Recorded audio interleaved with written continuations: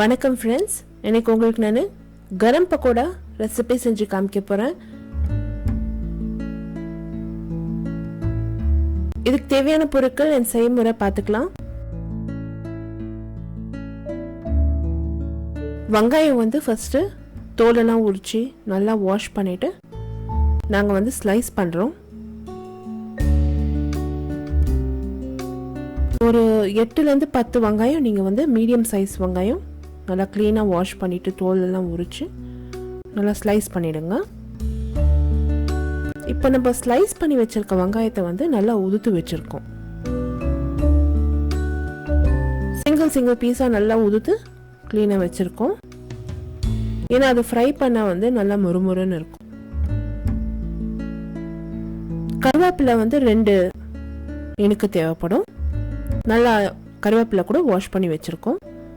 பொட்டுக்கடலை மாவு 1 கப்பு, கடலை மாவு 1 கப்பு,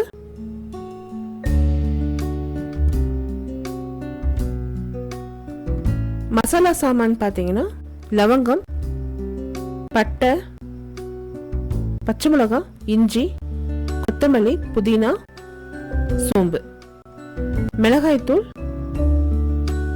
கொஞ்சமா, ஒரு சிட்டிகை பெருங்காயம், ஒரு 10 பல்லு பூண்டு நல்லா பொடியா நறுக்கி வச்சிருக்கோம்.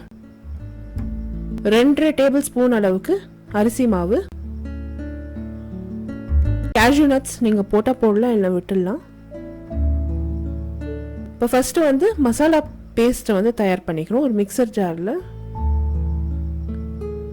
பச்சை மிளகாய், சோம்பு, இஞ்சி, கிராம்பு, பட்டை, புதினா, கொத்தமல்லி இத்தனையும் சேர்த்து கொரக்கொரப்பாக அரைச்சிக்க போகிறோம். இப்போ இந்த அரைச்சி வச்சிருக்க கொரக்கொரப்பாக இருக்கிற மசாலா வெங்காயம் கருவேப்பிலையில் சேர்த்து மிளகாய்த்தூள், பூண்டு, பெருங்காயத்தூள்,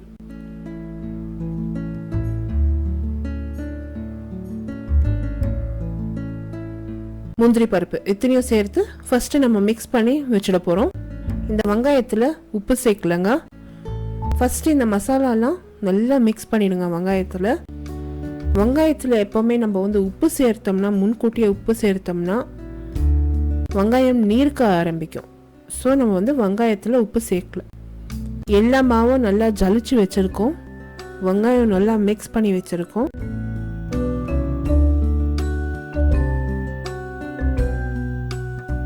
இப்போ இந்த வெங்காயம் மசாலாலாம் நல்லா மிக்ஸ் பண்ணி வச்சுருக்கோங்க. உப்பு சேர்க்கல, மாவெல்லாம் நல்லா ஜலிச்சு வச்சுருக்கோம். வெங்காயம் மாவு எல்லாம் 3 பகுதியாக டிவைட் பண்ணிக்கணும். ஃபர்ஸ்ட் 1/3 ஆஃப் த ஆனியன் எடுத்து நம்ம பவுலில் சேர்த்து 1/3 அந்த மாவு அத்தனையும் சேர்த்து உப்பு, கொஞ்சமாக சோடா உப்பு அண்ட் காய வச்சிருக்கோம். நல்ல எண்ணெயை காய வச்சிருக்கோம். காஞ்ச எண்ணெய் கூட இதில் நம்ம சேர்க்க போகிறோம். ஃபர்ஸ்ட் அந்த வெங்காயத்தில் பொட்டுக்கடலை மாவு, கடலை மாவு, கொஞ்சமா அரிசி மாவு, உப்பு தேவைக்கேற்ப உப்பு சேர்த்துக்க போகிறோம்.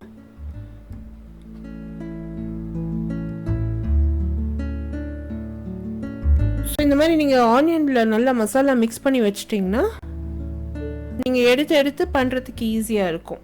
அந்த மாவை கூட நல்லா ஈஸியாக டிவைட் பண்ணி வச்சுடுங்க.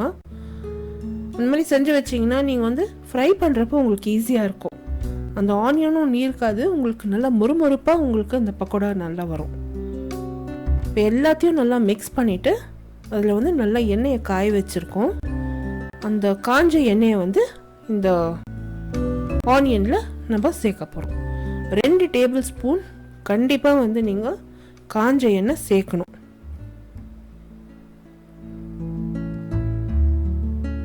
இப்போ பார்த்தீங்கன்னா இந்த எண்ணெய் சேர்த்துருக்கோம்.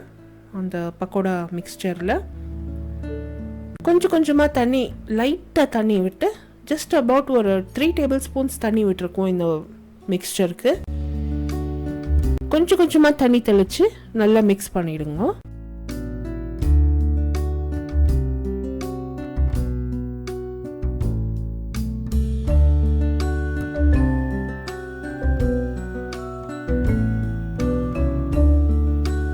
ரொம்ப லூஸாக இருக்கக்கூடாது மாவு, ஒரு மாதிரி டைட் கன்சிஸ்டன்சியாக இருக்கணும்.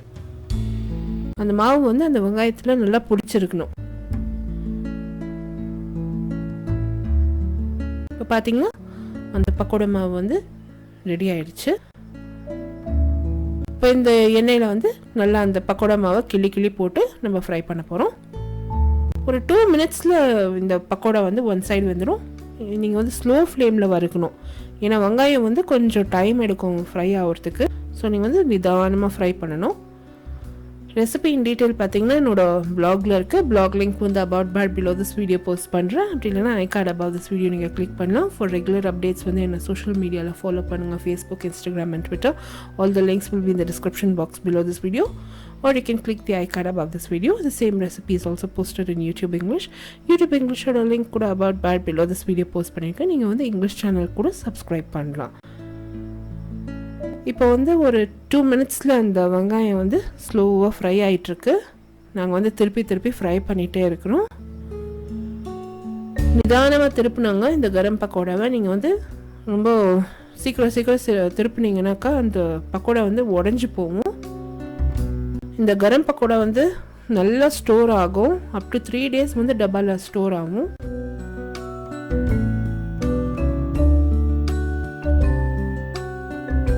பார்த்தீங்கன்னா இந்த கரம் பக்கோடா நல்லா கோல்டன் ப்ரௌன் கலரில் ஃப்ரை ஆகிடுச்சு. எண்ணெயிலேருந்து எடுத்து டிஷ்யூ பேப்பர் மேலே போட்டிருக்கோம். அந்த எண்ணெயெல்லாம் வடிய விட போகிறோம். இது நீங்கள் வந்து ஒரு டப்பாவில் போட்டு 3 days வரைக்கும் நீங்கள் வச்சுக்கலாம். நல்லாவே இது வந்து ஸ்டோர் ஆகும். நம்ம வந்து ஒரு full batch of onion pakoda பண்ணி நாங்கள் நேபரோடலாம் ஷேர் பண்ணோம். கண்டிப்பாக இந்த ரெசிபி ட்ரை பண்ணுங்கள். எப்படி வந்ததுன்னு உங்களோட காமெண்ட்ஸ் எல்லாம் எனக்கு போஸ்ட் பண்ணுங்கள். நான் இந்த கரம் பக்கோடா வந்து சர்வ் பண்ணிட்டாங்க. டீக்கு நான் சர்வ் பண்ணேன். நீங்கள் வந்து லன்ச் டின்னர் கூட இது சர்வ் பண்ணலாம் ஆஸ் அ சைட் டிஷ். இந்த கரம் பக்கோடா செஞ்சுட்டு உங்களோட காமெண்ட்ஸ் எனக்கு போஸ்ட் பண்ணுங்கள். இந்த வீடியோ ரெசிபி உங்களுக்கு பிடிச்சிருந்தாக்கா எனக்கு ஒரு தம்ஸ் அப் கொடுத்து சப்ஸ்கிரைப் பண்ணுங்கள். அடுத்த புதிய ரெசிபியோடு உங்களை திருப்பியும் சந்திக்கும் வரை, this is Vidya Lakshmi. Thank you so much for watching. Bye bye.